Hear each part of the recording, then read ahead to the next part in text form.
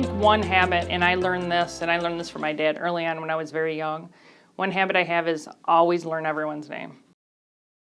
I just learned that habit from my dad, who was always the person at the hardware store. When we walked out, he goes, "Hey, Bill, help me find those screws." And I would say, "Who's Bill?" He's the guy that's in charge of the screws.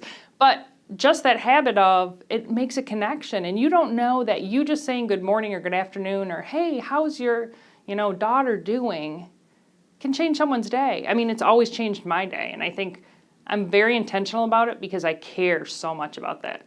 And I care about people's families and our officers and knowing their names. That's just very, very important to me. We don't change things by programs and events and showing up at things. We change things by relationships and one person at a time.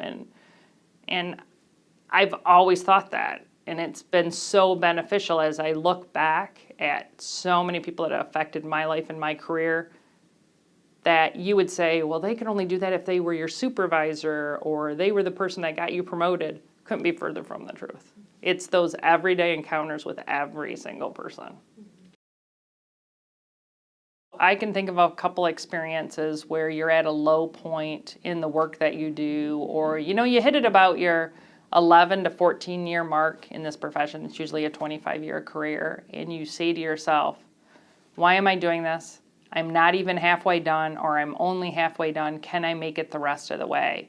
Because you're in that little rut in the middle. And that, I reached out to a mentor, someone who's close to me, and said, oh my goodness, maybe I should be doing something else. This is really tough right now. I'm just, and that person said to me, and it's the same thing I take with me today and I tell other people, why are you doing this work? Think about why you're doing this work. And it's always darkest before the dawn. And having that person that just, makes you reflect of why you did this in the first place. None of us are doing this for the paychecks. None of us are in government work, for anything other than service. We do this work so no one else has to see those awful, terrible things at people's worst day of their life so that 99% of the citizens don't have to see that. All these things that go on in the world, we do that because we want to do that. You have to remember that's the reason.